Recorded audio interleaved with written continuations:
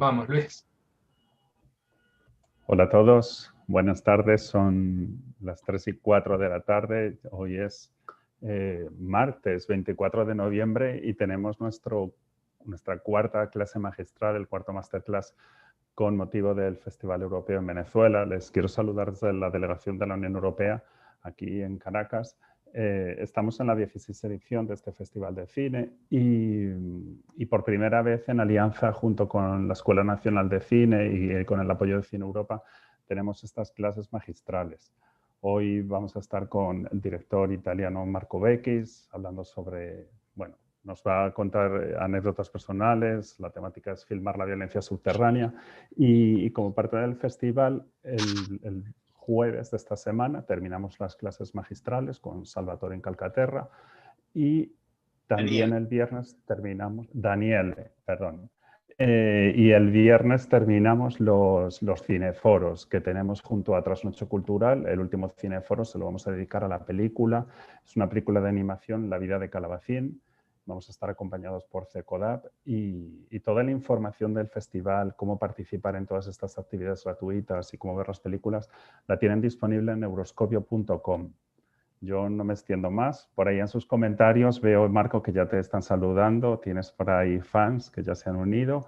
Y la gente igual nos puede decir desde dónde se está uniendo y desde dónde está participando hoy en la charla. Quiero saludar ya sea a la cineasta Beren Orsini, que nos va a estar acompañando en esta conversación con Marco. Muchísimas gracias a todos y espero que disfruten. Muchísimas gracias a ti, Luis, y muchísimas gracias a la Unión Europea que ha hecho posible estos encuentros. Ha sido una delicia y lo hemos disfrutado muchísimo los cineastas, que se repitan y que continúen. Quiero presentarles, para mí es un honor presentarle a Marco Beckis. Marco nació en Santiago de Chile, pero me gusta la idea de que es un hombre de mundo, porque además ha hecho vida en Nueva York, en Los Ángeles, en París.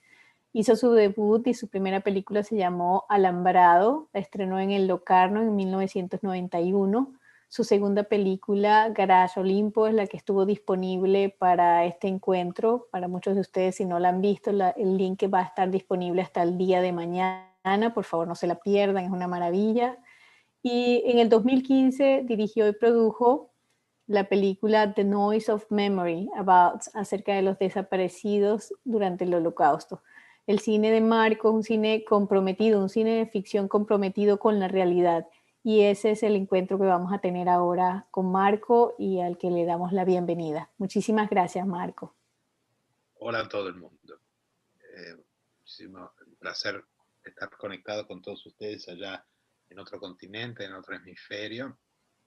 De alguna manera estoy conectado con mi tierra porque me siento latinoamericano, por más que viva un poco como si estuviera en exilio en Europa hace muchísimos años. Lo que voy a hacer es conversar con ustedes, porque a mí me gusta conversar, y así que voy a dar mucho espacio a vuestras preguntas a un cierto punto de la conversación, del momento en que empecemos a terminar. Marco, permíteme un segundo, disculpa que te interrumpa, para poder no modificar la dinámica, que se me olvidó decir a las personas. Por favor, las preguntas, hay una sección abajo que se llama preguntas y respuestas, Q&A. Por ahí vamos a dejar todas las preguntas que quieran hacerle a Marco, ¿sí? Y por el chat pueden dejarle todos los comentarios, que después nosotros copiamos todos esos comentarios y se los hacemos llegar a Marco, los saludos, de dónde están y todo lo que tenga que ver. Pero para organizarnos, por preguntas y respuestas. Disculpa la interrupción, Marco. Adelante. Claro, pero no quería abrir ahora las preguntas y las respuestas. Voy a simplemente decir que, aunque yo no tenga por ahora que contestar ninguna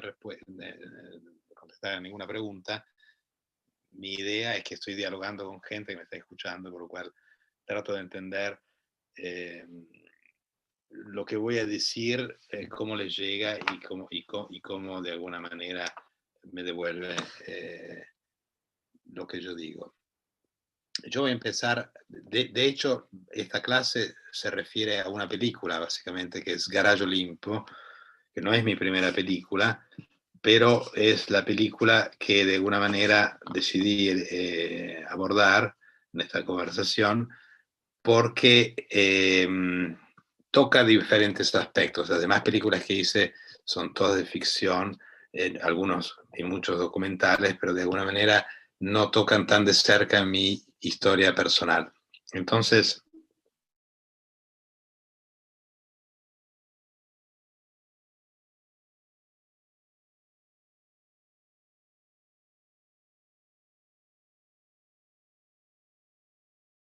define como algo bastante especial, que de alguna manera yo creo que tiene que ser la esencia de lo que un cineasta hace.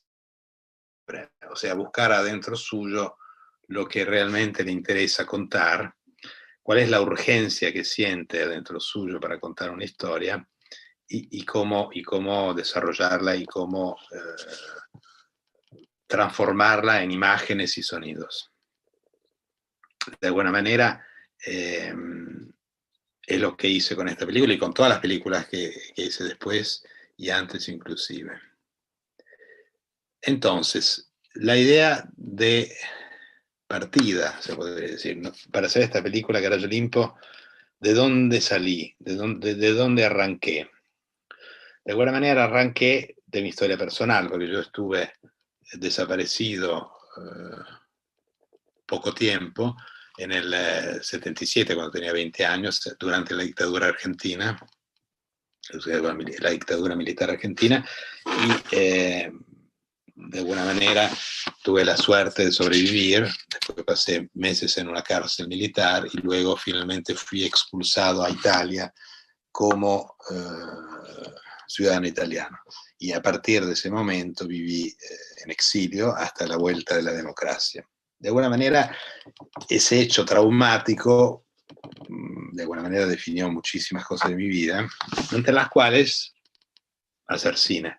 Antes de aquel hecho, era un maestro primario, enseñaba a niños de la primaria y mi idea de revolución política pasaba a través de la educación. En ese momento eso era lo que me interesaba muchísimo y el cine no tenía para mí ningún interés, sino como espectador. Yo iba al cine y veía muchísimas películas como espectador. A partir de este hecho traumático, como sobreviviente, de alguna manera se abrieron muchas preguntas y entonces la principal era cómo comunicar la experiencia que había vivido a los demás.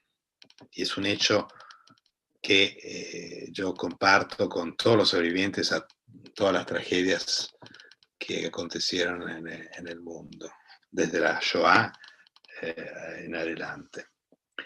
Y ese cómo contar esta historia, que podía haber sido a través de libros, a través de testimonios, a través de cualquier expresión comunicativa, decidí que hubiera debido apuntar hacia una expresión artística, de alguna manera. O sea que yo quería, a través del arte, comunicar aquella experiencia y no simplemente decirla, contar los hechos acontecidos como si fuera un artículo de un diario. Es ahí que nace, después de varios intentos con la videoarte en Nueva York, habían citado antes que había estado en Nueva York, sí, en los años 80 me había mucho interesado la videoarte, hice una videoinstalación sobre los desaparecidos en Italia, volviendo de Nueva York, que era muy abstracta, era como una especie de arte conceptual sobre un tema político, porque lo que no quería era caer en la retórica de la cuestión política. Y después de varios intentos artísticos, también con la fotografía, abordé al cine. Dije, bueno, voy a hacer una escuela de cine para, de alguna manera, contar aquella historia, o sea, contar lo que yo cuento en Garage Olimpo. Me hice, digamos, una experiencia como estudiante, hice mis cortos de fin de curso y de alguna manera empecé a entender para dónde yo quería apuntar, ¿no? Y cómo yo podía empezar a pensar a una película sobre ese tema. Mi primera película que fue al Festival de Locarno en el 91, Alambrado. Es una película en la Patagonia, en el medio, digamos, del viento, y no tiene nada que ver con este tema, ¿no? Porque en ese momento todavía no me sentía listo, no estaba listo como para afrontar ese tema. Cuando yo digo que no estaba listo, no es una cuestión de no saber qué decir, porque eso lo tenía muy claro. Lo que no encontraba eran las imágenes, porque para contar una historia hay que encontrar las imágenes. Y las imágenes no salen de un discurso, no salen de una reflexión. Las imágenes hay que encontrarlas. Jean-Luc Godard, que es un gran cineasta francés, uno de los fundadores de la Nouvelle Vague, siempre decía, y me imagino que dice, porque sigue vivo, y bastante activo también como cineasta, dice, en el cine se hace con ideas un poco vagas, un poco genéricas, pero con imágenes claras. Así que uno puede también tener ideas que no son siempre muy claras, pero si no encontró las imágenes, el cine no existe, la película no sale. Las imágenes tienen que ser claras. Y esas imágenes yo no las encontraba. Así que de alguna manera pensé que no podía hacer una película como ópera prima sobre el tema que realmente me interesaba comunicar. Y Alambrado de Bonneret, por más que fuera una película bastante claustrofóbica, la historia de una familia que vive en la Patagonia, aislada de todo el mundo, muy asocial, bastante un poco violenta también, con relaciones un poco conflictivas en la misma familia, padre con 2 hijos adolescentes, sin madre, que aparentemente se escapó de un lugar tan inhóspito. Igualmente contenía temas, digamos, de los que a mí me interesaba hablar, pero no explícitamente, no era la película que yo después hice, o sea, Garage Olimpo. ¿Qué pasó? Pasaron varios años después de esa película y en el 94 pensé a un film sobre la guerra en Bosnia. Acá en el Mediterráneo existió un conflicto sangriento entre diferentes etnias, de los cuales las víctimas fueron los bosníacos y sobre todo la ciudad de Sarajevo, en la ex Yugoslavia. Y en ese conflicto murieron muchísimas personas, niños, hubo estragos impresionantes. Fui porque con un amigo periodista queríamos hacer una película sobre ese tema. Teníamos una idea de guión y viajé con él, que es periodista, en el frente, casi llegamos a Sarajevo. Y durante ese viaje filmé con una cámara video H8, estamos hablando de los años 95, 96, filmé mi viaje, mi recorrido, mis impresiones. Y hubo un clic ahí, porque yo me di cuenta que en los lugares donde yo pasaba, por lugares por donde yo iba con mi amigo periodista, veía restos de guerra, ¿no? Nunca estuve en medio del conflicto armado entre las varias facciones, pero veía un muro acribillado, una persona que caminaba cojeando porque le faltaba una pierna. En fin, de alguna manera lo que yo registraba eran los efectos de la violencia, de ese conflicto que estaba en acto en ese momento, que funcionaba en ese momento, las milicias que disparaban sobre la gente de las ciudades en los alrededores de Sarajevo seguían activas y en ese momento disparaban y mataban. Entonces ahí hubo un clic, algo me pasó y dije, pero claro, entonces mi película, Garage Olimpo, tiene que hablar también de esto, de lo que está pasando ahora. Y entonces en en Bosnia, cerca de Sarajevo, tuve una iluminación, un clic, por lo cual entendí que si yo debía afrontar un film histórico sobre lo que pasó en la Argentina en aquel entonces, 20 años antes, lo tenía que hacer como si estuviera filmando lo que estaba pasando en Bosnia en ese momento.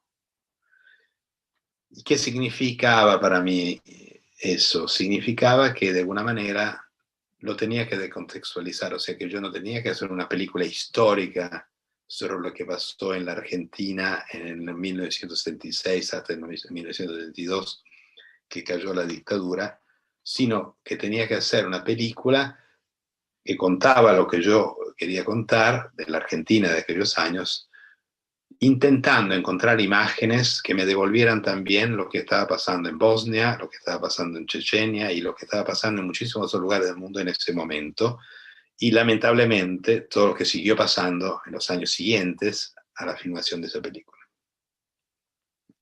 ¿Esto qué quiere decir? Quiere decir que por algo no me había lanzado todavía a filmar esa película, porque de alguna manera no tenía lista, no tenía claro esa imagen, o sea, la imagen que yo quería devolver de un lugar donde la violencia del Estado contra el individuo era sistemática. Y ese mecanismo de la violencia del Estado contra un individuo era y es un hecho constante, y por más que ahora tengamos en medio de una pandemia, sigue funcionando en muchísimos lugares del mundo. Entonces, el desafío fue ese, decir, bueno, tengo que hacer una película que tiene que durar mucho tiempo, porque si alguien la va a ver 20 años después, y hoy estamos a 20 años después, porque la película es del 99, y si ustedes la vieron, voy a escuchar las impresiones de ustedes hoy, tiene que tener el mismo efecto que tuvo para mí el momento en el cual en Bosnia me di cuenta de que había una guerra sin verla, ¿no? Y que esa guerra era contemporánea. O sea, el hecho de la contemporaneidad de una película me parecía fundamental para esta película. La contemporaneidad significa que una película que habla, digamos, a través del tiempo y que no está localizada históricamente en una época específica. Este es un primer punto muy importante de mi recorrido para llegar al Lyon.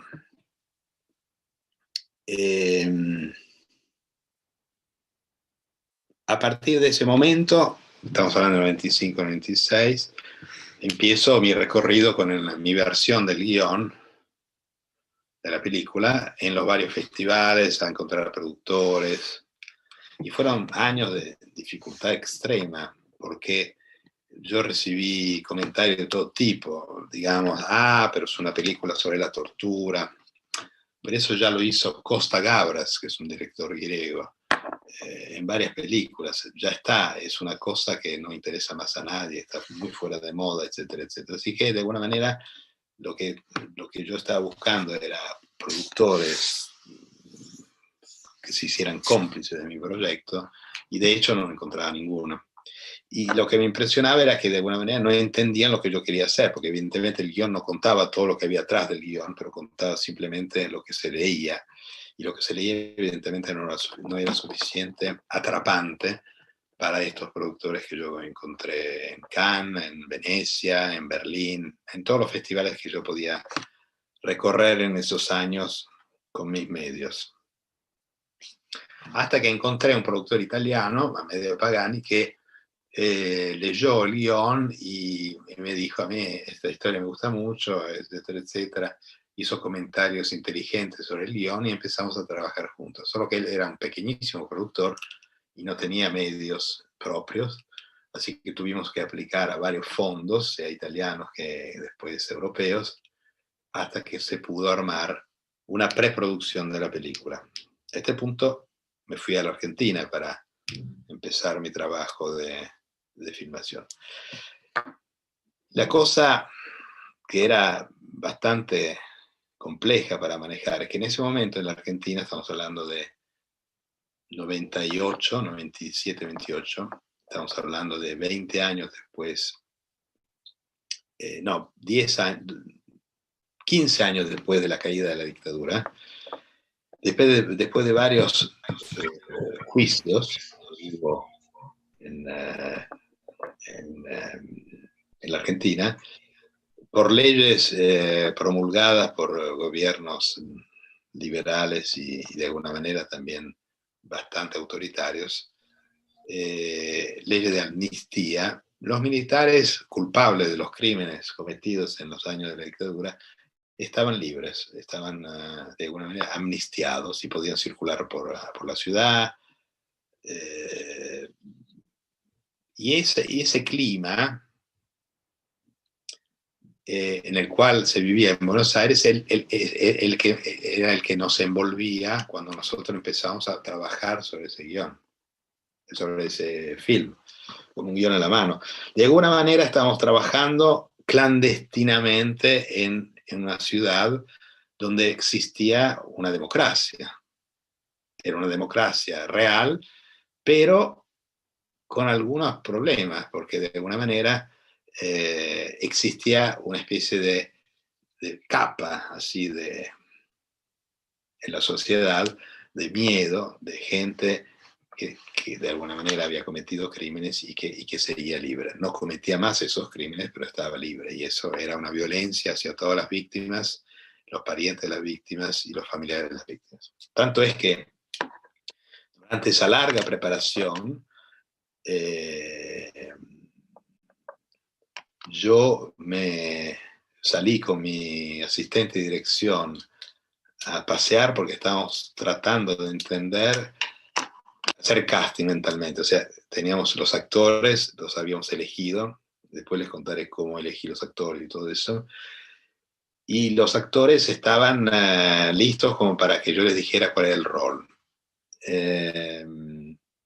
Pero no habíamos decidido quién era quién en el film. Entonces, con mi asistente de dirección, empezamos a caminar por los alrededores del lugar donde teníamos la base, que era una ex fábrica que nosotros habíamos reconducido a set y donde habíamos construido todas las paredes internas de la cárcel que nosotros representamos en la película, y donde los actores se entrenaban en el piso de arriba, porque en la cárcel está el piso de abajo.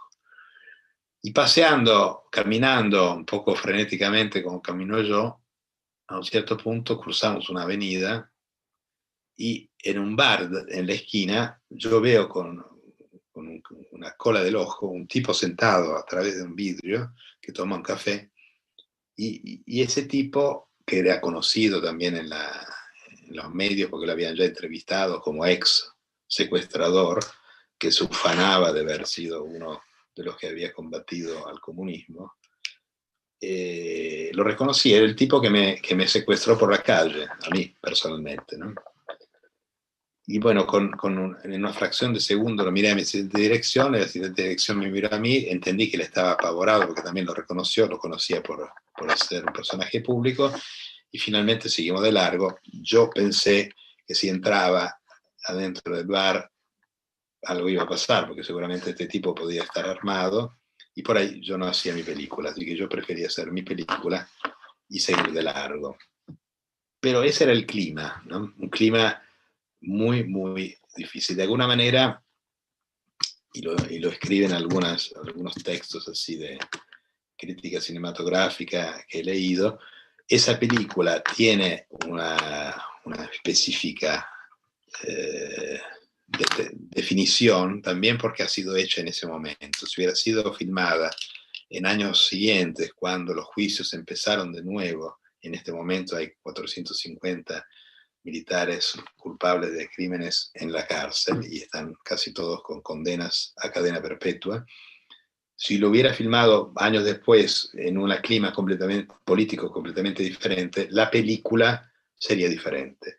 Así que esta película también respiró de un clima, de una dificultad y de un miedo que se respiraba en la sociedad y que nosotros también respirábamos por la calle, como en este caso, que que personalmente viví de haberme cruzado con un ex secuestrador que personalmente no había reconocido en la época, pero pude reconocer después.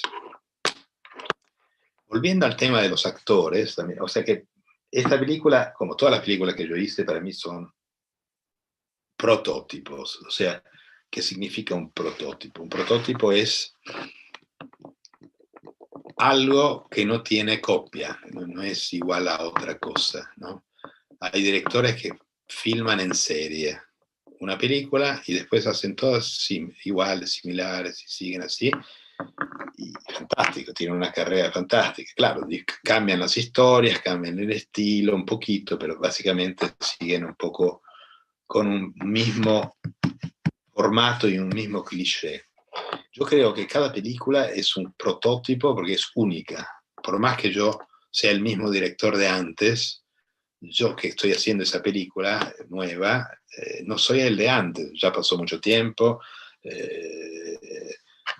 y por algo también pasa mucho tiempo entre una película mía y otra, y por lo tanto, como prototipo, lo que es interesante de un prototipo es que cada pedazo de una película hay que pensarlo para que sea adecuado para esa película, y no es lo mismo para una película que la otra. Y entonces el casting, por ejemplo, y la forma con la cual yo trabajé con los actores, era una pieza fundamental en este film y que para mí representaba un desafío, porque no era lo mismo que el film anterior que yo había hecho. Si yo hubiera utilizado el mismo método que utilicé para la película anterior, no hubiera obtenido los mismos resultados. Y lo explico mejor este concepto, que para estudiantes de cine creo que es interesante. El concepto es... los actores que tenían que interpretar a los malvados, a los criminales, militares, torturadores, secuestradores, de alguna manera corrían un gran peligro. Yo corría un gran peligro con ellos, porque un actor que representa al malo generalmente gana mucho carisma. Inclusive gana más carisma que los buenos, ¿no? Si ustedes vieron El Padrino, 1, 2, 3, lo que sea, se acuerdan perfectamente de Al Pacino, de Robert De Niro y de Marlon Brando, pero yo creo que ninguno se acuerda de las miles de víctimas que en la película aparecen acribillados de golpes en todas las locaciones posibles. O sea, de alguna manera, por más que El Padrino me haya gustado mucho como película, pero es una película y no creo que sea una película sobre la mafia. O sea, yo creo que es una muy buena película, pero que no me cuenta nada de la mafia, en el sentido de que no me cuenta qué relación hay entre los víctimas y los victimarios. No vamos ahora a analizar la película El Padrino porque nos vamos de tema. Volviendo a Garaggio Olimpo, entonces, recordando El Padrino y otras películas, no quise absolutamente entrar en ese esquema. Entonces, para tratar de combatir el carisma de los malos en un film como este, me inventé una pieza nueva de mi prototipo que fue el casting. Entonces lo que hice fue elegir 10 actores que me parecían buenos y les dije, en verdad al principio eran 12, y les dije, ustedes van a hacer la película, yo los elegí, pero para hacer esta película tienen que entrenarse 1 mes y medio para el rol. Naturalmente el rol, se entiende, es un rol, digamos, que tiene que ver con los ex militares que habían secuestrado y torturado, pero no les voy a dar el guión, no lo van a leer, no lo van a leer nunca, tampoco durante la filmación. Y porque no quiero que ustedes entren en relación con el personaje y que me construyan el personaje más de lo que a mí me sirve. Entonces, de estos actores había un par que eran un poco conocidos en la televisión, porque habían hecho alguna cosa en la televisión y me dijeron, ah, no, pero si yo no leo el guión y no sé cuál es mi rol, no lo puedo hacer. Bueno, los saludamos y se fueron del proyecto. Y quedaron un grupo de 10 muy afianzados que empezaron un entrenamiento militar. No habían hecho el servicio militar porque el servicio militar no existía en la Argentina era voluntario, o sea, era una profesión. Por lo cual no sabían agarrar un arma, no sabían hacer nada. Por lo cual encontré a un ex guerrillero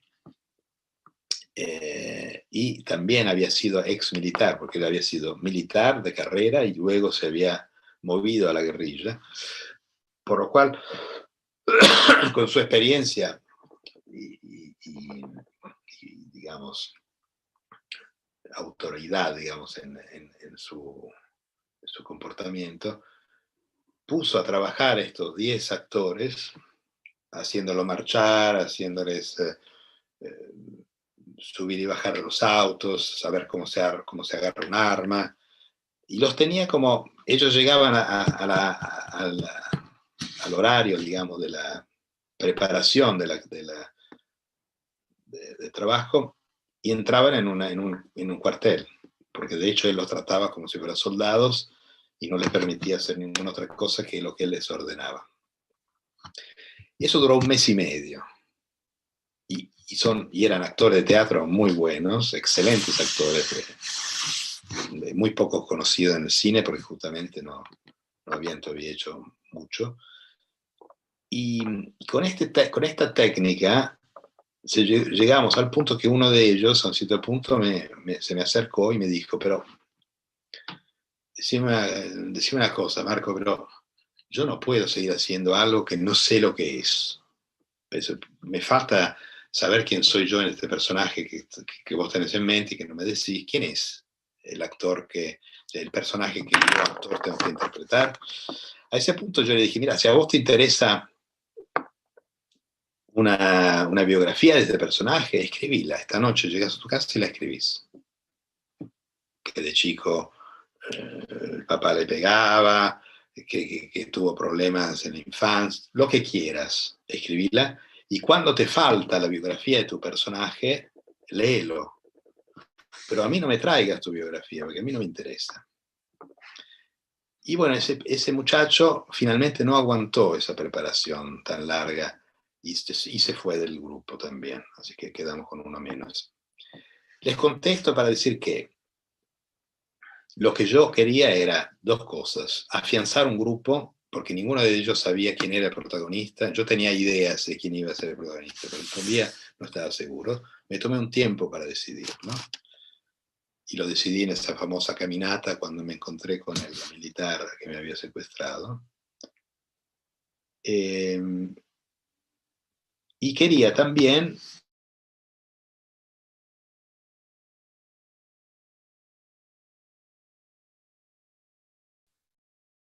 cuál era el destino de cada uno, por lo cual tenían una gran unión como grupo de trabajo y todo lo demás.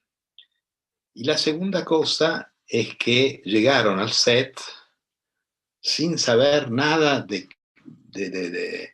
claro que el protagonista, que yo dije, no agarré un día y dije, bueno, ahora sos un protagonista. Dije simplemente, empezamos a trabajar. Y a la semana que los demás vieron que uno de ellos lo llamamos todos los días y algunos de los otros lo llamamos una vez cada tanto, porque tienen un rol evidentemente menor, fueron entendiendo quién era el protagonista y quién no. Pero esa técnica me permitió trabajar con ellos muy íntimamente y muy cerca, de forma muy cercana. A mí lo que me interesaba es que ellos fueran capaces de bajar de un auto con armas de la forma más rápida posible. En la escena del secuestro, por ejemplo, de María, en la casa de María, cuando yo tenía que hacer el setup de la escena, no me puse a pensar, vos salí de acá, vos entrá por la ventana, vos estás allá. Me planté frente a mí Plotón, mi grupo de secuestradores, digamos, actores, y les dije, en esta casa, ustedes, ¿por dónde entran? Y ellos me contestaron, yo entro por acá, él entra por allá. O sea que yo ya tenía la solución a dónde poner la cámara, a qué hacer con cada actor, cómo filmarlo y a qué distancia, etcétera, etcétera. Naturalmente, para el personaje protagonista, que es María, la víctima, no utilicé la misma técnica, obviamente. Porque si así como no me interesaba para nada la psicología de los torturadores en la película, me interesaba mucho, no tanto la psicología, pero me interesaba que ella tuviera, digamos, un contacto directo con la realidad que estaba representando, ¿no? O sea, madre de Plaza de Mayo, familiares desaparecidos, y ella tuvo un trato completamente diferente y distante, porque no vio nunca a los otros actores que mientras en el piso de arriba se ocupaban, digamos, de prepararse como militares. Entonces, este fue uno de los elementos definitorios, digamos, de la preparación del film, el casting, ¿no? Mientras preparaba también empecé a pensar a cómo filmarlo, la película, cómo filmar la película, con cuál técnica. En esa época se usaba la película, el celuloide. Usamos un celuloide de 35 milímetros. Y entonces con el director de fotografía, Ramiro Chivita, decidí también empujarme hacia un riesgo, digamos, ¿no? Entonces, porque yo quería diferenciar lo que era el arriba de la ciudad, la vida aparentemente normal de una ciudad entera que vive en dictadura, pero que es como si nada, y los subterráneos donde la gente sufría y moría. Y entonces decidí que me interesaba mucho investigar qué pasaba con una luz absolutamente natural, o sea, fiction, una luz de ficción en la parte superior, en la ciudad aparentemente normal, que fuera inclusive un poco falsa, tanto como era el comportamiento de la mayoría de los ciudadanos, y con movimientos de cámara clásicos, carros, panorámicas y todo lo demás. Mientras que en el nivel subterráneo experimentamos cámara a mano, siempre, cámara a la espalda, siempre, y una luz cruda, muy cruda, porque no solo no pusimos ninguna luz agregada a la que la escena mostraba. Si había una lamparita, esa lamparita tenía que iluminar todo. Si había un neón, ese neón tenía que iluminar todo. Sin ningún agregado, sin ningún embellecimiento de los rasgos de los personajes, porque en ese momento sale mejor si le pones un contraluz. Nada de todo eso. Por lo cual hay muchas imágenes que no se ve la cara, porque la luz llega así, vertical, y los ojos están completamente negros. Pero eso era deliberado. Y además de todo esto, experimentamos lo que en italiano se llama salto de las biancas, y no sé cómo se dice en español, que es un procedimiento técnico por el cual en el laboratorio, cuando se revela la película, se saltaba,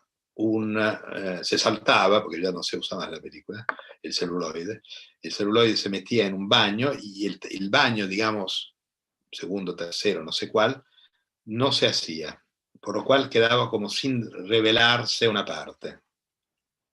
Y eso le daba un tono azulado, un tono tétrico, ¿no? Que era un poco lo que yo estaba buscando. Entonces, la película tiene como dos zonas, una zona natural, un poco falsa, que es la ciudad, y una zona cruda, que es los subterráneos. Esa es, digamos, los elementos que yo fui construyendo en la preparación para afrontar el film, ¿no?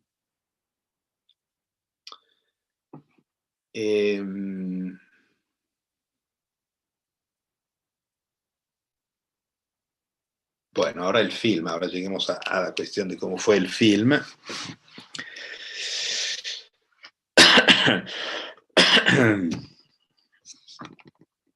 En el film hay, bueno, la filmación fue muy dura porque yo quise que la película la filmé en cronología, o sea, empecé de la primera escena hasta la última. Y era una exigencia mía que los productores aceptaron. Ahora, era fácil porque de alguna manera todo ocurre casi siempre adentro de un único ambiente, por lo cual eso no era tan difícil. Pero tenía otra razón también para que fuera cronológica, porque yo improviso mucho durante la filmación y eso me dio la posibilidad de cambiar cosas que en el papel parecían ciertas y que cuando yo estaba ahí adentro no me parecían tan ciertas. ¿Por qué?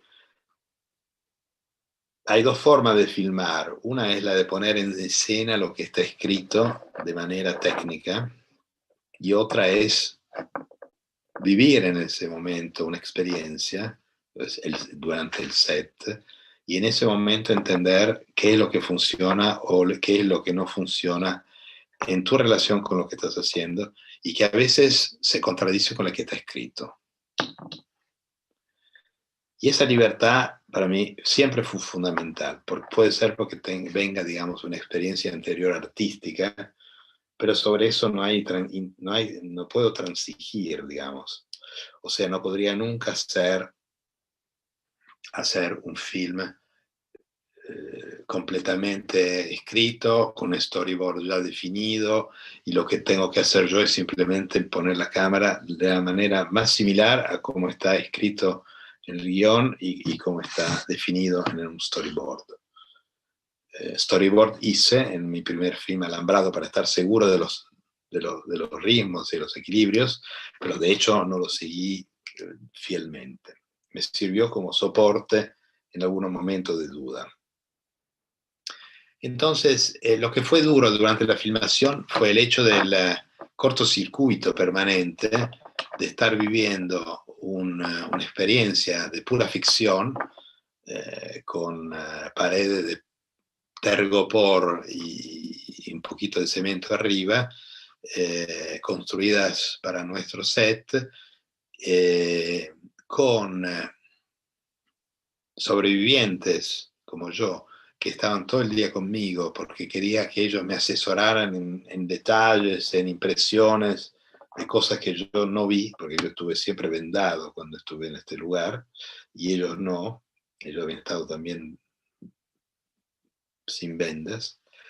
Entonces, en ese clima, de alguna manera, yo empecé a vivir como si hubiera vuelto al campo de concentración donde había estado, ¿no? Porque fue una experiencia muy, muy totalizante. Tanto es que uno de mis amigos sobrevivientes, que está siempre conmigo, al final de la filmación, Mario Villani, me dice: Marco, yo no te lo dije durante la filmación porque yo quería que esta película se terminara, pero yo en muchísimos momentos me sentí de nuevo acá adentro, encerrado, como me había sentido yo también. Pero esta experiencia así un poco totalizante de full immersion en un set, que es un set de tu memoria también, fue extremadamente eficaz, digamos de una manera, porque lo que salió es una síntesis muy fuerte de todo lo que había vivido y preparado y de alguna manera pensado por muchos años. La filmación así que fue bastante larga y cuando llegamos al final, eso es interesante también destacarlo, Cuando llegamos al final, el final que yo tenía escrito en un guión, que yo había escrito en Italia, con una guionista italiana, Lara Fremberg, decía que María, la protagonista, sobrevivía. ¿Cómo? Cuando ellos salen a pasear, digamos a pasear, cuando Félix saca su esclava, su prisionera esclava, que él supone es su novia, a pasear, y vuelven, hay como un traslado de prisioneros que de alguna manera es la represalia por la muerte a mano de un guerrillero del jefe del campo, de Tigre, ¿no? Que salta por los aires. Ahora, el final era el siguiente.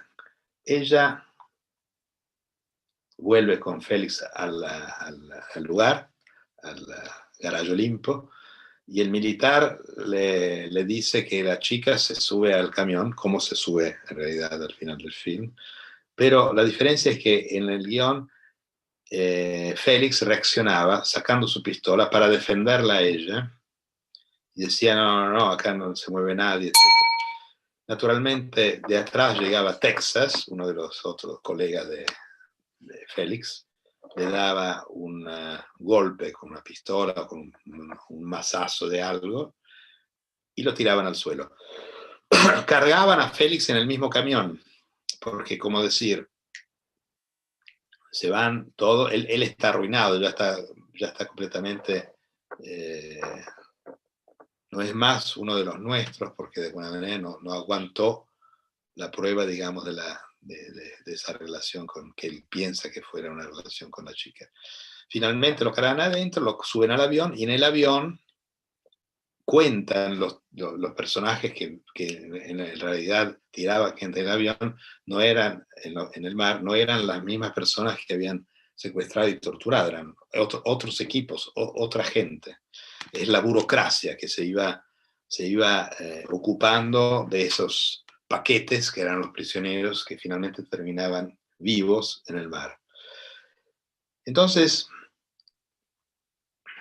en el avión contaban 1, 2, 3, eran generalmente grupos de 20, así que cuentan a 20, inclusive a Félix. Así que Félix terminaba en el agua, pero María, que había quedado como un poco adormecida por la inyección que le habían dado de Pentotal, que era la que daban antes de subirlos a los aviones para adormecerlos, se había escondido apenas debajo de un paracaídas que había en el avión militar, y no lo habían tirado. Así que cuando vuelve el avión a la base, los tipos que hacen el plan de vuelo y se están ocupando, digamos, de cerrar el trámite, descubren el cuerpo de María, adormecida todavía, y dice, ¿qué hacemos con esto? ¿Nos vamos a volar de nuevo para tirarla al medio del mar? Por una sola, con lo que cuesta el combustible. O sea que había una discusión burocrática sobre el hecho de que no se podía salir de nuevo con el avión por una sola prisionera. Así que los tipos que estaban esperando el ok de que todos los prisioneros se habían ido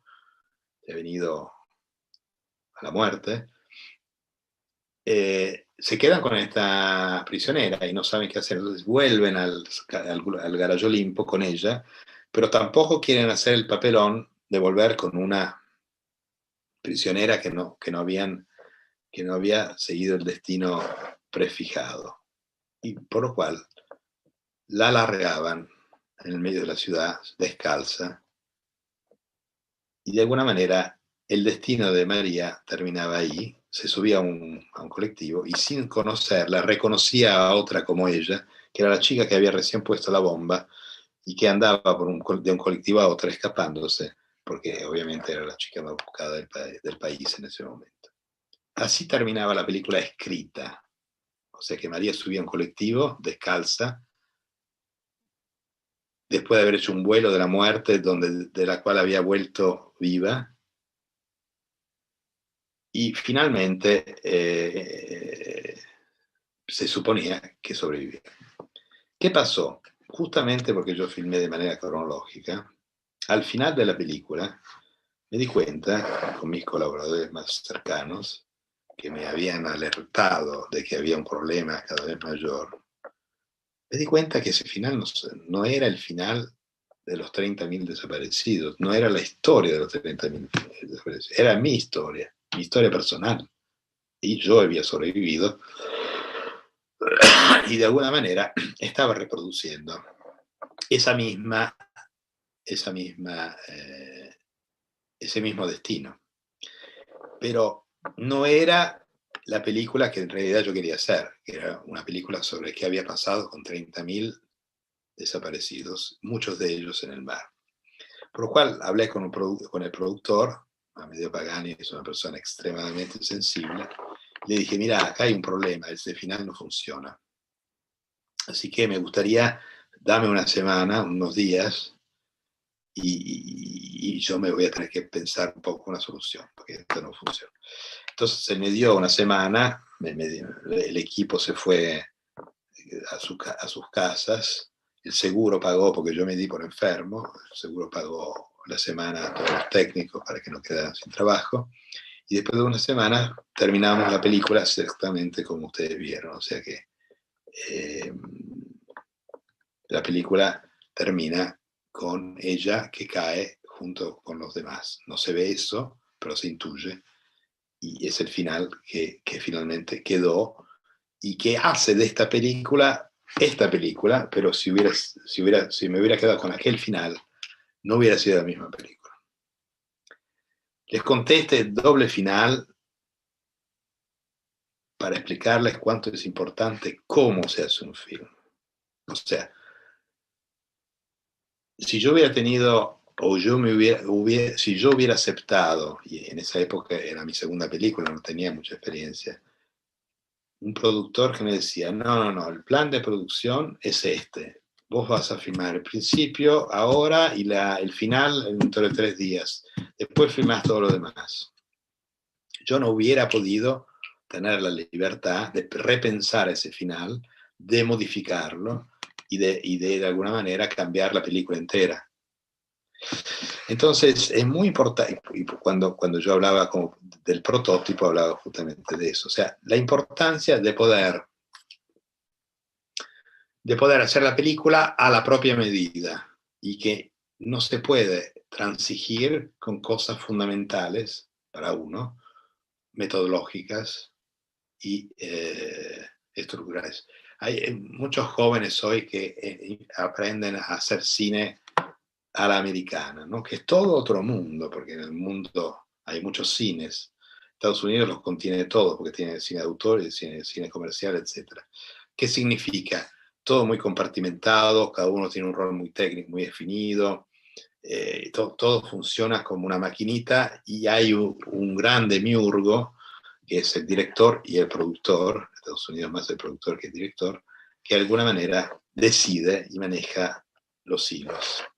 Ahora, yo creo que el cine que hacemos nosotros, el cine de autor, el cine que ve mucha gente, pero no tanta como el cine americano, es un cine donde la colaboración es fundamental y las opiniones de los demás son... Si yo no hubiera escuchado a mi equipo al final de la filmación sobre ese final, por ahí no hubiera llegado solito a una solución tan radicalmente diferente. Porque cuando uno está metido en su propio rollo, como se dice, a veces va demasiado como un tren y no escucha y no ve cosas que otros que tuvieron más tiempo por ahí vieron, ¿no? Y entendieron. Bueno, llegamos al final del film y quería hablar de otro aspecto, que es cómo, que es el título también de nuestra conversación, o sea, cómo decidí filmar la violencia, la tortura.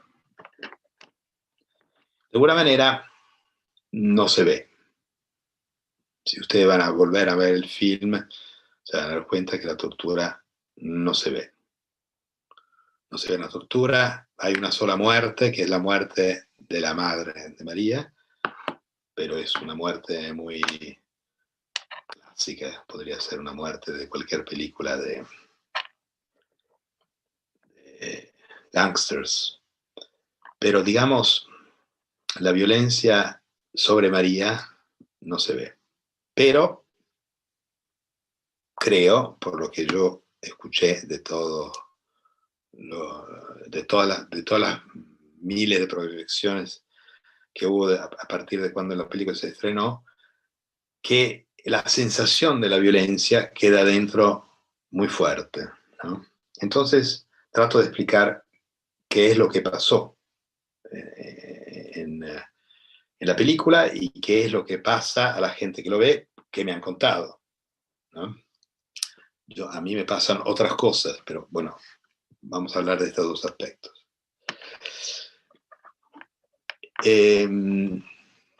Yo pienso que la violencia de este tipo en el cine es de alguna manera muy simplificadora, muy simplista, ¿no? Vamos a hacer una paréntesis. A mí me gusta mucho Quentin Tarantino, adoro sus películas, las vi todas, pero Quentin Tarantino cuenta en sus películas la violencia, la muestra adentro de un código, que es un código de un cine Pulp Fiction, o sea, es un cine que se mueve en un código de género que él apunta a recrear cada vez que hace un film. Y eso me gusta muchísimo. Ahora, en un film político, en un film social, en un film en el cual se habla de cuestiones que tienen que ver, digamos, con la realidad y la historia, es otra cosa. Es otra cosa, porque muchas veces ese tipo de violencia mostrada, la tortura, los fusilamientos, achican la percepción del espectador y es como si le dieran una solución. O sea, dice, sí, bueno, pasó eso, la están torturando. Un cuerpo que salta sobre una cama de metal. Y es la representación de la violencia que el director quiso darle al espectador. Muy simple. El director te da esta representación de la violencia. Ahora, lo que yo quise hacer es otra cosa. Dejar al espectador el trabajo de imaginar esa violencia. Entonces, ¿qué significa? Que de alguna manera, cerrando una puerta de metal muy fuerte y levantando el volumen de la radio con una música muy alegre, yo estoy tapando los gritos de María bajo tortura. Yo me los tengo que imaginar. Y yo creo que la violencia imaginada por el espectador es otra cosa, porque es la suya. Es como él se imagina esa violencia y le queda adentro mucho más tiempo. Ahora, ¿cuál es el objetivo de una película? No es hacer estar mal a las personas, eso no. Pero sin embargo, yo creo que ese tipo de violencia es más real de cualquier violencia que uno puede ver. Y hay una frase así, una frase que se puede usar, porque está muy bien dicha, de un director italiano que se llama Francesco Rosi, que hizo películas muy importantes en los años 60 sobre la mafia en Italia, que dice, bueno, lo político en un film no es lo que se muestra, sino lo que se omite. O sea, omitir es mucho más importante, saber qué es lo que se tiene que omitir es mucho más importante de saber lo que uno se quiere mostrar. Y sobre esta reflexión, sobre este tema, y con esta reflexión, de alguna manera abordé el tema, digamos, de la violencia en Carlos Olimpo, que es para mí otro elemento definitorio de esta película. Bueno, ¿qué más? Ahora, antes de empezar con las preguntas.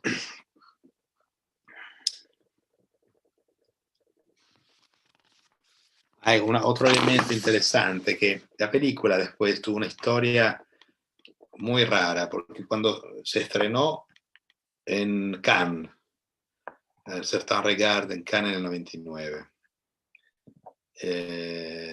y fue una acogida muy buena. Después salió en Italia, enseguida después de Cannes salió, no en Italia, pero salió en la Argentina, donde nadie la fue a ver. Pero recordemos, como les había dicho antes, que todavía todavía existían, estaban en vigor las leyes de amnistía, por lo cual era muy difícil que la gente saliera para ir al cine a ver esa película con el riesgo de encontrarse en la butaca de al lado a uno de los tipos que estaban en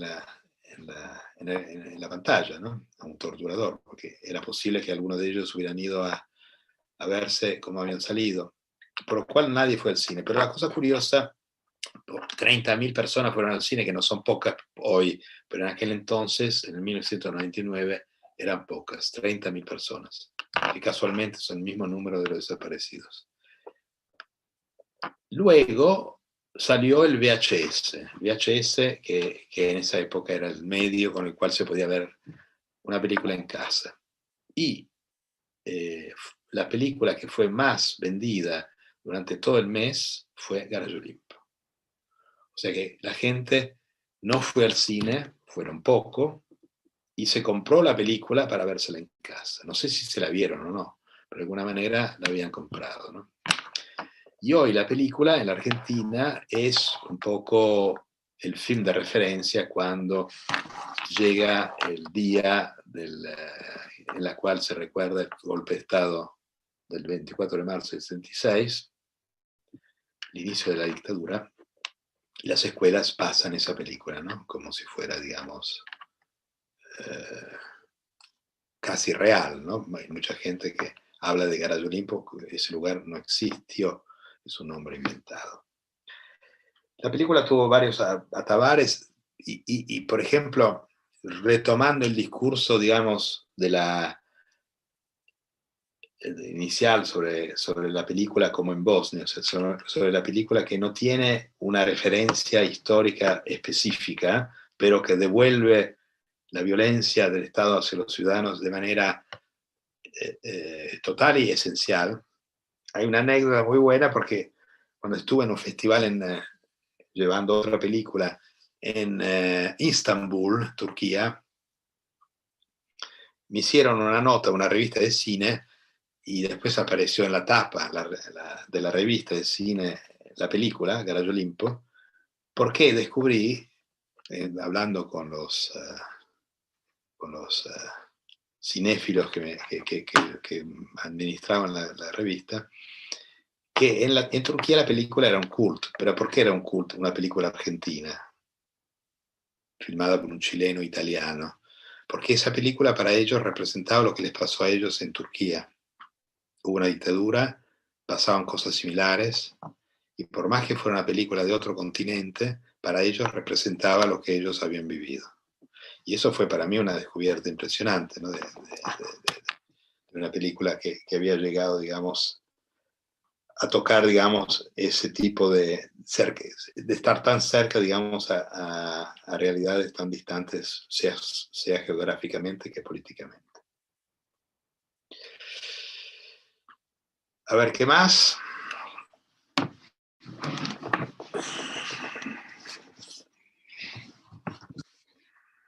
Bueno, yo pienso que podríamos empezar a abrir un poco a las preguntas, porque yo estoy un poco, no tengo mucho más para decir. Me gustaría saber qué es lo que piensan ustedes de lo que yo dije y ver si tienen preguntas que me pueden llevar a profundizar algo de lo que dije, no llevarnos fuera de tema, eso no, pero profundizar lo que yo dije, cómo no. Maravilloso, Marco, qué estupendo recorrido nos diste por la aventura de hacer la película. Es un testimonio muy valioso porque así uno también, sobre todo los jóvenes cineastas que nos están viendo ahora mismo, entienden la dinámica de la construcción, particularmente de la pieza de lo que nos hablaste. Hay algunos comentarios acá que uno, por ejemplo, que dice Gianmarco Longato, dice, filmar la violencia sin mostrar la violencia, así el espectador tiene que imaginarla. Eso me parece genial para todos los que no vivieron esa época. Y ya, sí, Giancarlos también comenta, si hoy decidiera filmar la violencia de hoy, Jorge Floyd en los Estados Unidos, muerto por la policía, Joao Alberto Silveira Freitas en Brasil, muertos por seguridad de supermercado, ¿ocultaría aún la violencia o enseñarías lo que todos vieron en las redes sociales? Si yo tuviera que hacer una película, omitiría lo que ya se vio en las redes sociales, porque ¿para qué? Si ya se vio. Y como sería real, como lo que se vio es real, si yo lo ficcionalizara sería absolutamente falso, porque nunca podría competir con ese nivel, digamos, de realismo, rehaciéndolo. Lo que haría sería investigar todo lo que pasó alrededor. Se me ocurre ahora la imagen de un afroamericano que lo mataron porque un policía le apoyó una rodilla en el cuello. Lo tuvo apretado contra el asfalto con una rodilla en el cuello hasta que lo ahogó, ¿no? Eso pasó, pero me gustaría contar la historia de su familia, la historia, o sea, todo lo que hay alrededor de ese hecho, pero ese hecho ya fue. La historia de policía, cómo terminó, etcétera, etcétera. Creo que la violencia hoy la miramos en nuestro celular, almorzando, comiendo chocolatines, popcorn, o sea que nadie tiene la dimensión de lo que es la violencia hoy, yo creo, porque de alguna manera nos impresionamos intelectualmente, pero digamos, no hay ninguna conexión a través de los medios así de consumo, ¿no? De las redes sociales. Por un lado se saben muchas más cosas, pero por otro lado esas cosas uno le dedica unos 10 segundos, 5 segundos, 3 segundos y pasa otra cosa. Gabriel Avilan pregunta, profe, si pudiera hacer un estudio o análisis comparativo de su concepción de la violencia con la estética de la violencia de Glauber Rocha. Bueno, es un poco profundizar un poco en un tema filológico. Glauber Rocha yo lo conozco de sus films, pero no recuerdo su teoría de la violencia, de la estética de la violencia, así que o él me da alguna punta, el que pregunta, o si no, no podría seguir. Gabriel, si tienes algo que agregar, está buena. Voy a devolverme un poco porque aquí hay, bueno, muchos saludos te manda Marco. Gracias. De todas partes, de Chile, de Venezuela, de Argentina, de Bogotá, de la Escuela Nacional de Cine, por supuesto, que está siguiéndote, y Mauricio Cásula, que supongo te conoce porque está escribiendo en italiano. Sí, pues puede ser que lo conozca, no recuerdo, pero puede ser que lo conozca. Sí, hay una alumna que pregunta, ¿cómo empezaste a estudiar? Porque por la narrativa que hiciste dices que tú te dedicabas a las clases y que el cine no era de tu interés en ese momento. Entonces ella tiene la curiosidad de saber cómo empezó tu proceso de formación cinematográfica.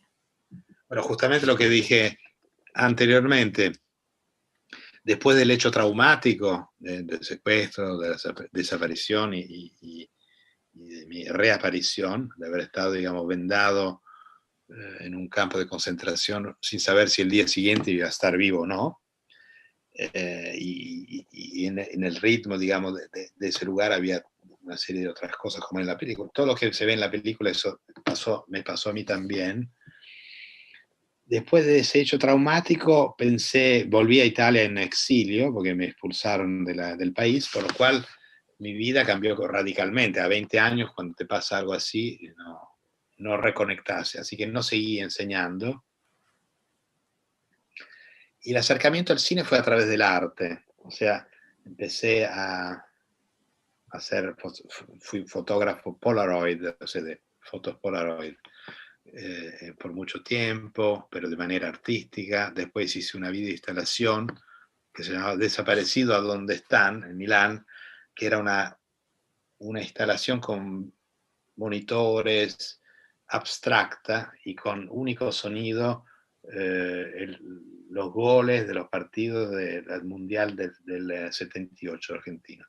O sea que de alguna manera esos goles gritados y eran como monitores que llegaban a los subterráneos de un edificio, eran como la representación de la tortura, justamente no real, no realística, ¿no?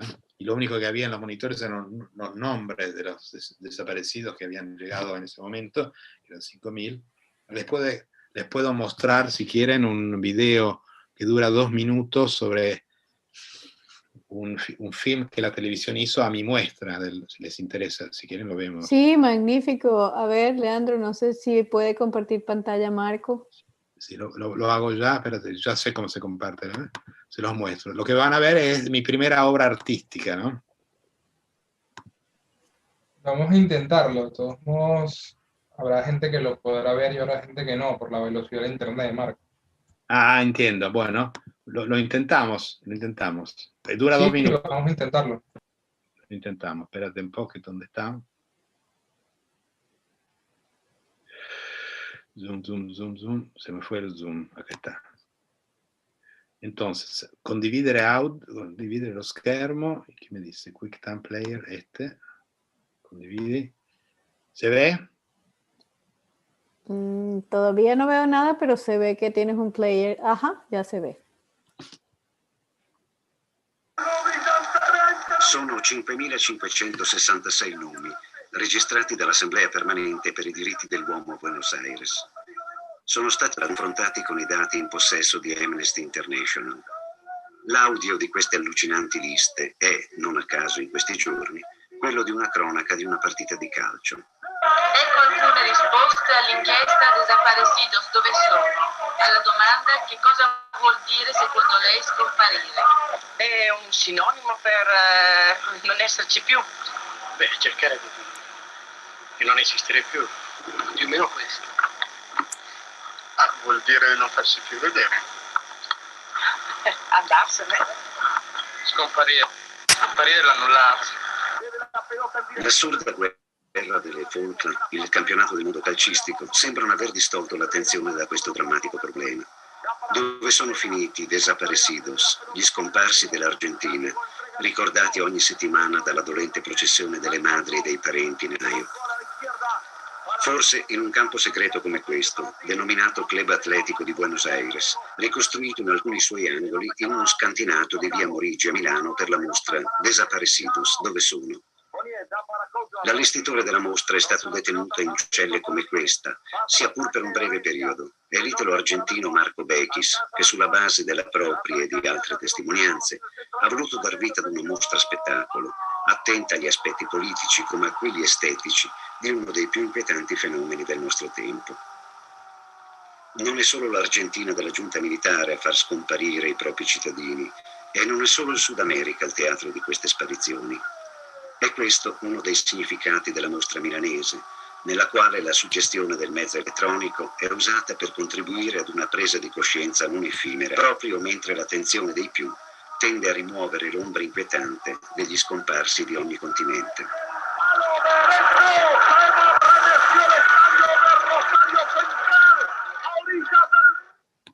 Ok.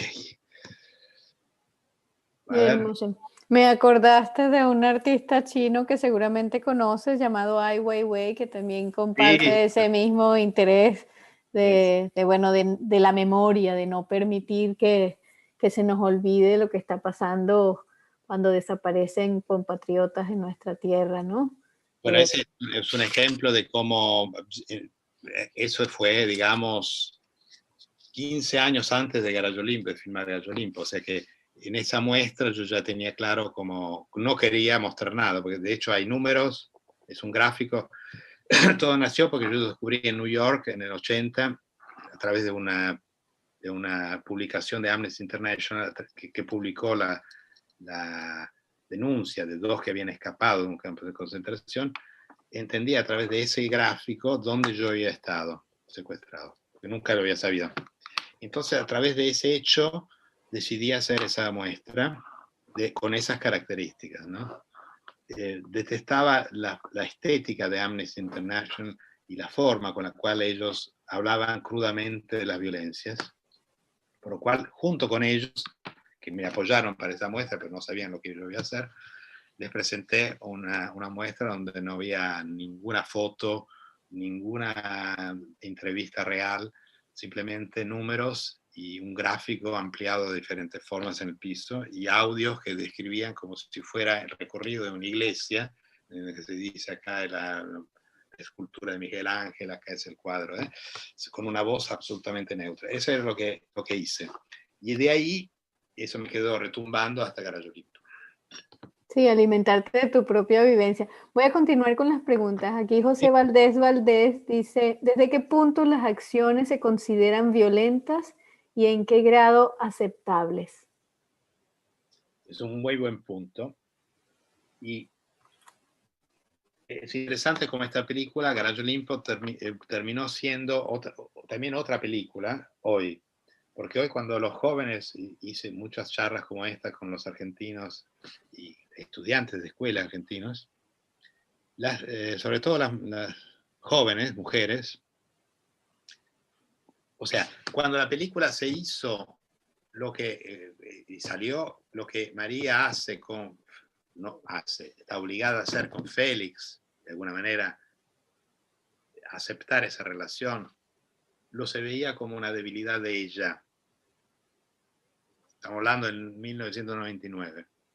Hoy en la Argentina, cuando ven esa película, las jóvenes dicen, esa es la ulterior violencia, que era mi intención en la película, que no se entendía en aquel entonces. Esa es violencia de género, esa es, digamos, de alguna manera, la violencia ulterior. El hecho de estar obligada a fingir de ser la novia de un torturador, de su torturador. Sí, con ocasión de ese comentario, Vanessa Sánchez dice, ¿cómo fue filmar un cuerpo de mujer desnudo para no mostrar la violencia hacia la mujer sin sexualizarla y cómo quedó la actriz? En ese momento habría que preguntárselo a la actriz, que también podría estar conectada con nosotros, pero su cuerpo desnudo era necesario, porque era real, pero con ella lo hablamos muy bien, ¿no? Ella dijo que ella no tenía ningún problema, digamos, a mostrarse en esa situación. Tampoco se ve mucho, pero digamos lo que se ve es, yo creo, su cuerpo era, digamos, de alguna manera a merced de los demás, ¿no? En ese momento. Así que tampoco se podía omitir el hecho de que cuando uno era torturado, estaba desnudo en una cama en una plancha de acero, ¿no? De metal. Y hay también un hombre desnudo, ¿no? Que se ve en cierto punto. O sea que la desnudez era necesaria, un poco como los cuadros de Caravaggio, ¿no? De alguna manera es así. La fragilidad también, ¿no? La desnudez que nos vuelve frágiles, estar expuesto. Sí, sí. Tener que lucharse para salir con un torturador, que él le elige la ropa, es toda una serie de mecanismos de violencia absoluta. Tener que ir a un hotel alojamiento con él, tener una relación sexual con él. Bueno, todo eso hoy se lee de otra manera, ¿no? Se lee como es, o sea, una violencia extrema, es sutil, un poco recordando la microfísica de Foucault, del poder de Foucault, o sea, de alguna manera, todo eso es violencia. Por eso que yo no uso nunca, lo usé hoy para simplificar, pero yo no uso nunca la palabra tortura, porque la tortura es limitante. Es como si la violencia se concentraba solo en los hechos de tortura. Los hechos de violencia son entre marido y mujer, entre una pareja, entre un jefe y sus empleados, en fin. Hay una gama, digamos, de la violencia que ejercitamos y que padecemos que no pueden cerrarse en la palabra tortura. Sí, estoy de acuerdo, la violencia se ramifica. Keisler Medina, además de saludarte, te pregunta, ¿en la edición la historia sufrió, que se me saltó, ¿en la edición la historia sufrió alguna modificación o quedó todo tal cual como se filmó? En la edición, Uh-huh. bueno, la edición es un trabajo de reescritura. Entonces, lo que estaba filmado es todo lo que se ve, con un ritmo. El montajista Jacopo Quadri trabajó muy bien conmigo. Otra cosa que exigí es que el montajista italiano, que por un problema también de coproducción, la película era italiana, viniera a la Argentina. O sea que yo no fui a editar a Roma, pero él vino a Buenos Aires. Y eso fue muy importante, porque estaba, digamos, en la jaula del león, él también. Así que él también tuvo que respirar ese clima y vivir todo eso, y juntos estamos editando la película. Y fue muy interesante, a cierto punto vimos que faltaba algo, porque todo era muy claustrofóbico, extremadamente claustrofóbico. Entonces decidimos filmar afuera, tener momentos de afuera de la ciudad, absolutamente como para tener de contrapunto. Entonces yo en ningún momento pensé de ir a filmar al panadero o al tipo que pasaba en bicicleta o la señora que lleva a pasear a los niños al parque. Y entonces se me ocurrió lo que son las imágenes aéreas, o sea, la filmación de la ciudad desde arriba, que da esa impresión de anónima tranquilidad, ¿no? Con las calles que funcionan, las donde van. Y eso fue, digamos, una decisión ulterior, cuando el montaje estaba casi terminado. Así que fue muy difícil hacerlas, porque en esa época no había drones. Así que tuvimos que contratar un helicóptero de la policía, que no estaba autorizado a montar una cámara 35 milímetros en su helicóptero, pero fue de alguna manera lo que se dice una coima, un dinero que evidentemente hizo que nos permitieran hacer esas tomas. Joaquín Ortega tiene varias preguntas. ¿Los diálogos fueron netamente escritos y estrictos o hubo espacio para la improvisación de los actores? La escena tan dolorosa como la llegada a la Leonera y el trencito fueron política policial en todo el Cono Sur y en Venezuela también. ¿Fuiste obligado a esos juegos tétricos en clave infantil, pero en realidad muy sádicos? La escena final con la música y el avión, ¿cómo fue ese montaje? Bueno, vamos por partes. ¿Cuál es la primera parte de la pregunta? La primera parte es si el guión fue estricto o hubo posibilidad de que los actores improvisaran. Mis guiones nunca son estrictos. O sea que yo para mí el momento de la filmación es el momento en el cual todo se cuaja. O sea, todo, no sé si cuaja, se funde, ¿no? Entonces, si yo tengo un guión, lo tengo acá. Tengo una escenografía, la tengo ahí enfrente. Tengo a los actores, los tengo aquí. Tengo vestuario y los tengo encima junto a los actores. Y tengo lo que me está pasando a mí en ese momento. Y de todo eso yo hago la escena. Si no me suena el diálogo escrito, lo cambio. Si yo veo que el actor dice ese diálogo y no le funciona a él, y él me lo propone otro, si me gusta, si me parece bien, lo acepto. O sea que para mí es muy importante ese momento. Y esto lo aprendí de un grande, porque yo trabajé cuando era mucho más joven con Federico Fellini en Cinecittà para un film que se llama Ginger e Fred, y trabajé como tercer, cuarto asistente, qué sé yo, pero pasé mucho tiempo entre una cosa y otra mirando cómo él trabajaba. Y él trabajaba así. No, pero qué lujo. Sí, aprendiendo de los grandes. O sea que tu educación fue entre grandes. Bueno, ese fue el único grande con el cual trabajé un poquito, ¿no? La otra pregunta, la verdad es que más que una pregunta es una curiosidad de que si fuiste obligado a hacer el trencito, que es como una especie de juego tortura en clave infantil. No creo que eso tenga que ver con la película. Preferiría que y si llegáramos al final, ¿cómo fue el montaje No, de... igualmente ese trencito, claro que lo hice yo también para ir al baño todos los días que estuve ahí adentro. Mi vida ahí adentro era la de María, sin Félix. ¿Cuánto tiempo estuviste allí? 10 días. La vida entera, cuando Y se después, trata de la pérdida de la libertad de... si estamos hablando todavía de eso, por algo será. Ujú. La escena final con la música y el avión, ¿cómo fue ese montaje? Entonces, la escena final fue muy difícil porque terminó la película, de filmarse la película, y entramos en montaje. Luego aparecieron las imágenes aéreas de la ciudad, que son desde arriba, ¿no? Las cenitales, las que hoy se hacen con el dron. Yo hoy nunca filmaría más imágenes así porque ya están de todos lados. En cualquier serie americana hay imágenes iguales, pero en esa época eran muy raras de ver en películas. La escena final no existía. Yo sabía que quería una escena de un avión, pero no teníamos el avión.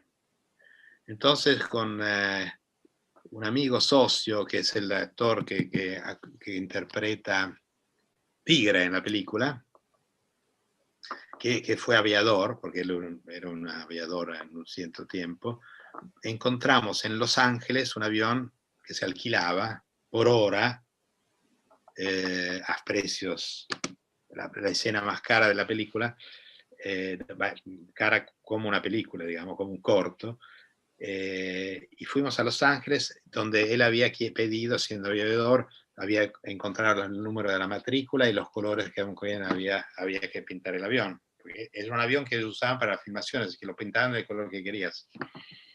Y finalmente filmamos esa en 20 minutos, 40 minutos, me parece, no me acuerdo, toda esa escena.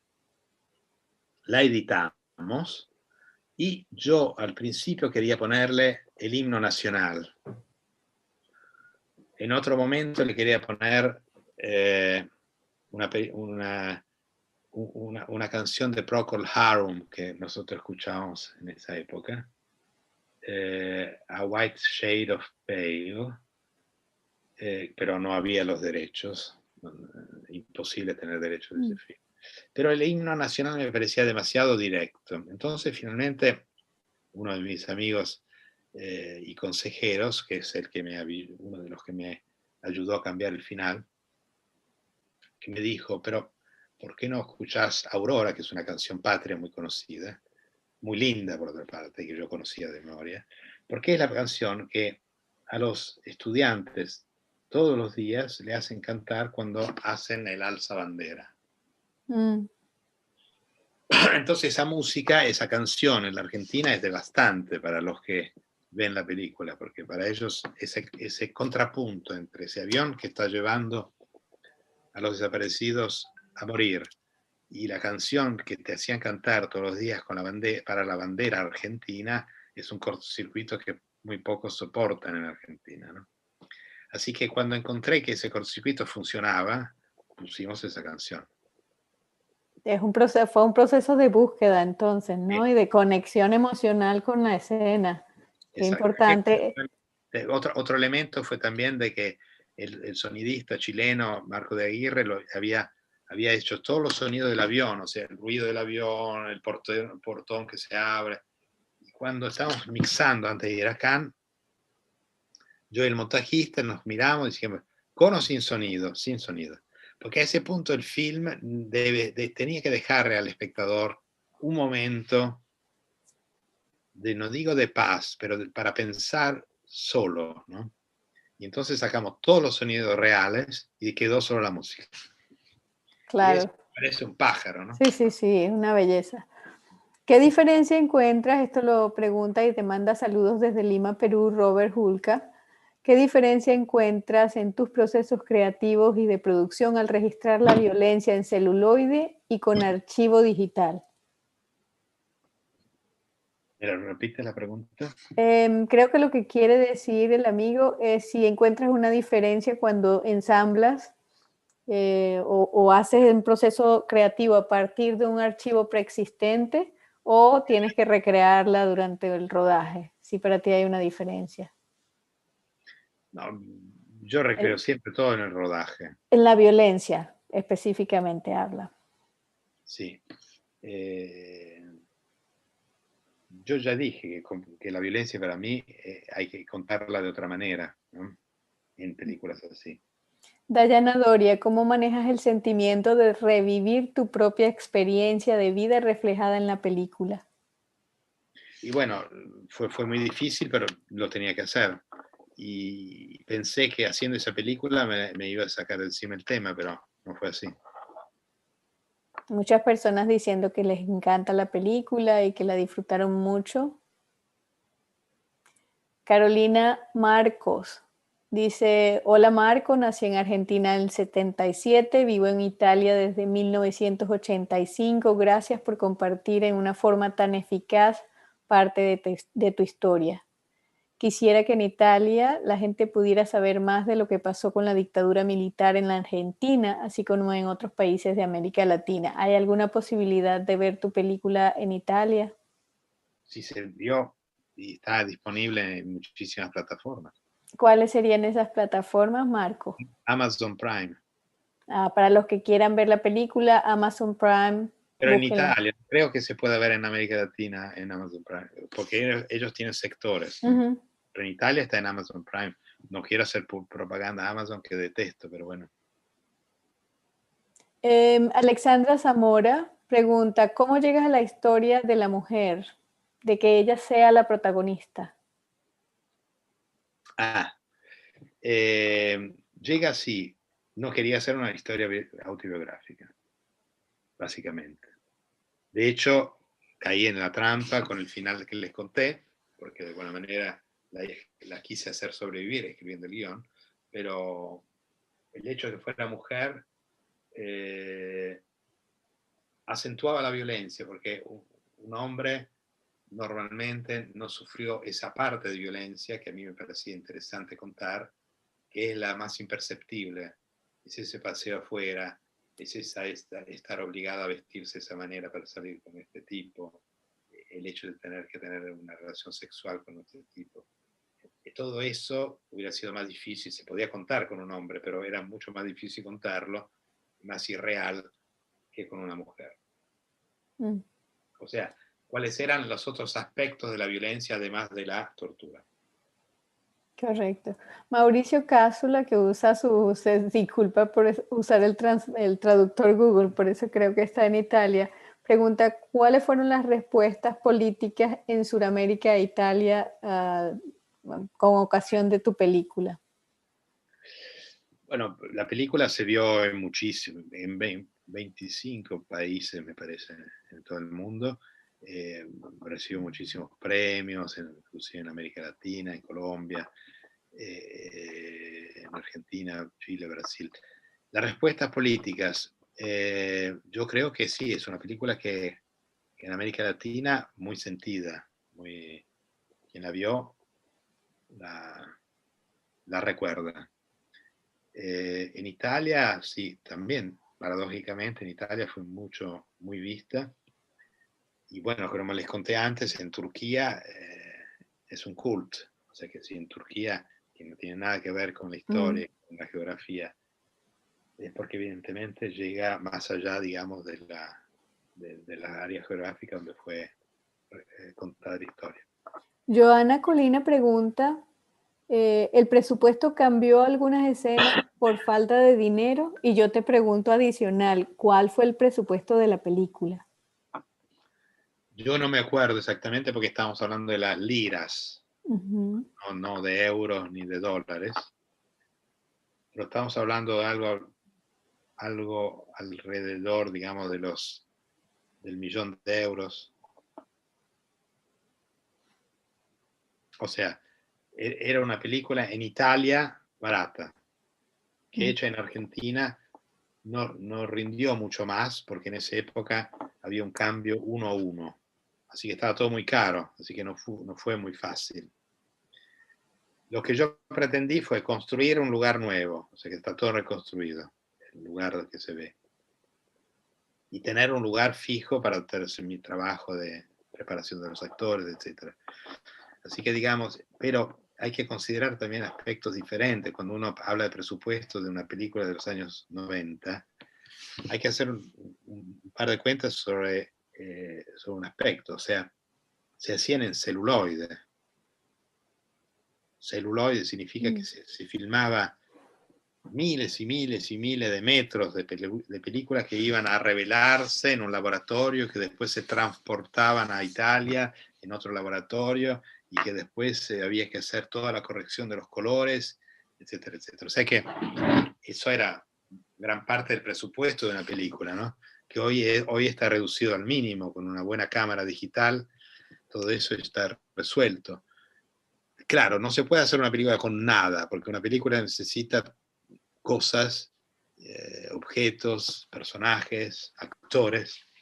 Yo no creo en las películas que se hace con nada. Se puede hacer con nada. Hay que tener una idea para hacer una película con nada, pero no puede ser la misma idea de hacer una película con vestuario de la época, por ejemplo, ¿no? José Valdés pregunta, ¿en qué punto al hacer una coproducción pensamos en lo que nos puede aportar otro país? Me refiero a lo económico.